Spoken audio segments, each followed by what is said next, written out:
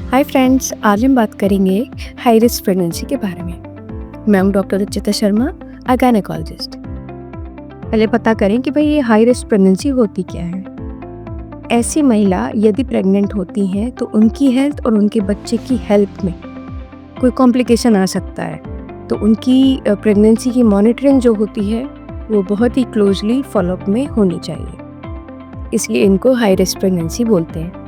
अब किन किन महिलाओं में ऐसा हो सकता है?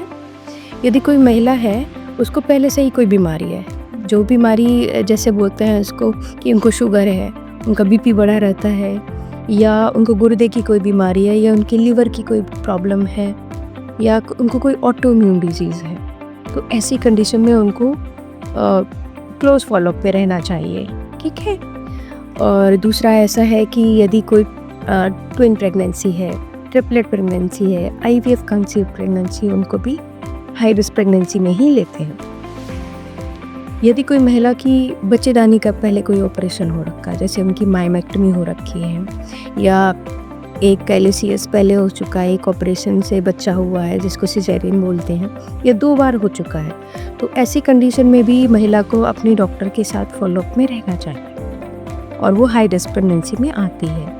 यदि महिला की एज 35 से ज़्यादा है, या टीनेजर है, 16, 17, 18 साल की महिला है, वो प्रेग्नेंट हो गई है, वो भी एक हाई रिस्क प्रेगनेंसी में आती है। या प्रेगनेंसी के दौरान ही उसमें कुछ ऐसी कॉम्प्लिकेशन हो गई है, जैसे क्या, प्रेगनेंसी के दौरान ही उसका बीपी बढ़ गया, उसको प्रीक्लेम्सिया बोलते हैं, उनको शुगर हो गया, उसको जेस्टेशनल डायबिटीज़ बोलते हैं, या बच्चे की जो अवलनाल है वो नीचे की तरफ है और बच्चेदानी के मुंह पे ही चिपक गई है, उसको प्लेसेंटा प्रीविया बोलते हैं। या लीकिंग हो गई, उनको प्रीटर्म लेबर पहले ही प्रेगनेंसी में हुआ है, तो इस पहली प्रेगनेंसी में भी होने के चांसेस बढ़ सकते हैं। या किसी महिला के बार अबॉर्शंस होते हैं, तो ऐसी कंडीशन में उनको क्लोज फॉलोअप में रहना होता है, अपने डॉक्टर से सलाह लेनी होती है, वो जो मेडिसिन बताएं आपको लेना होता है। ये सब चीज़ें जो होती हैं हाई रिस्क प्रेगनेंसी में आती हैं। आई थिंक मैंने आपका कुछ